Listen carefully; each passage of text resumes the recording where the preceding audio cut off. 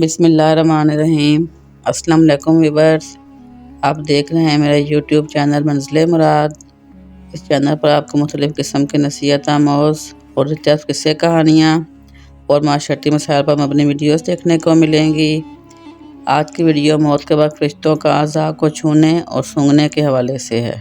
داؤد بن ابی ہند رضی اللہ تعالیٰ عنہ اپنی بیتی بیان کرتے ہیں کہ میں سخت بیمار پڑا۔ اسی حالت میں دیکھا کہ ایک بہت بڑے سر اور گوشت سے بھرے ہوئے کندھوں والا شخص نمودار ہوا۔ وہ سوڈانیوں کا ہم شکل تھا۔ میں نے اس کو دیکھ کر انا للہ و انا الیہ راجعون پڑھا۔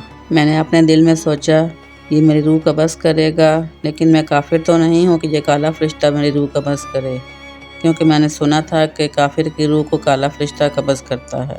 اسی حیرت کے عالم میں گھر کی چھت کے ٹوٹنے کی آواز میں نے سنی۔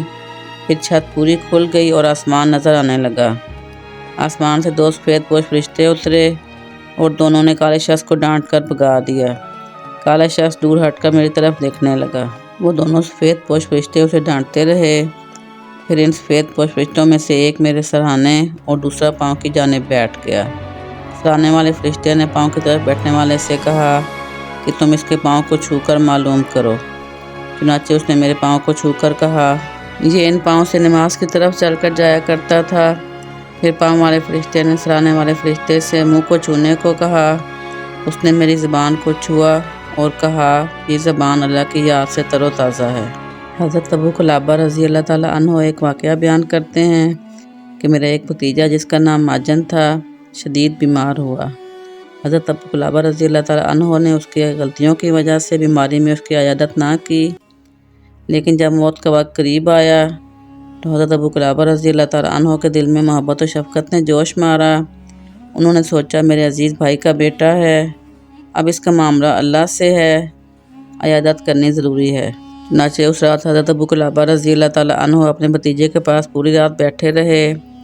اسی رات کا واقعہ حضرت ابو قلابہ رضی اللہ تعالیٰ عنہ بیان کرتے ہیں کہ دو کالے آدمی ہتھوڑے لیے نمودار ہوئے۔ پھر دو فرشتے گھر کی چھت سے اترتے ہوئے دکھائی دیے۔ میں نے ان کی آواز سنی۔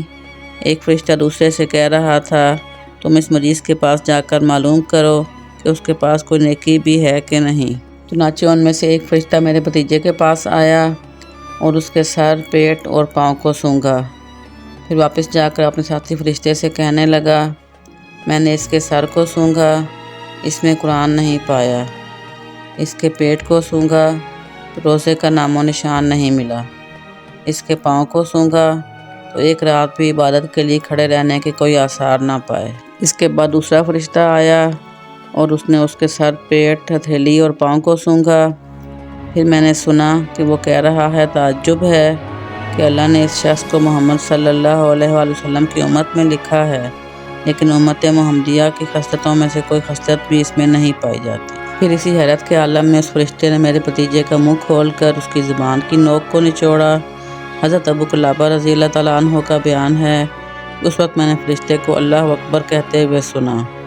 میں نے اس فرشتے کی آواز سنی، وہ کہہ رہا تھا، میں نے اس کی زبان کی نوک پر ایک تکبیر پائی۔ یہ تکبیر اس نے روم کے شہر انطاکیہ میں بڑے اخلاص سے کہی تھی۔ زبان نچوڑنے کے بعد مشک کی خوشبو پھیل گئی اور اسی وقت میرے بھتیجے کی روح قبض ہو گئی۔ حضرت ابو قلابہ رضی اللہ تعالیٰ عنہ بیان کرتے ہیں کہ جب فرشتہ روح قبض کر کے چلا تو اس نے دروازے پر کھڑے ہوئے دونوں سیاہ فام آدمیوں سے کہا کہ تم دونوں لوٹ جاؤ، اس میت پر تمہارا کوئی قابو نہیں ہے۔ صبح کو حضرت ابو قلابہ رضی اللہ تعالیٰ عنہ نے جب اپنے بھتیجے کی تمام صورتحال لوگوں کو بتائی تو سب بہت متاثر ہوئے اور سب نے اس کی نماز جنازہ پڑھ کر اس کے لیے دعائے مغفرت کی۔ امید ہے ویورز آپ کو میری یہ ویڈیو پسند آئی ہوگی۔ اگر ویڈیو پسند آئی ہے تو اسے لائک، شیئر کرنا اور سبسکرائب کرنا نہ بھولیے گا۔ ساتھ لگے بیل آئیکن کے بٹن کو بھی پریس کر دیجئے تاکہ ایسی معلوماتی ویڈیوز آپ تک پہنچتی رہیں۔ اللہ حافظ۔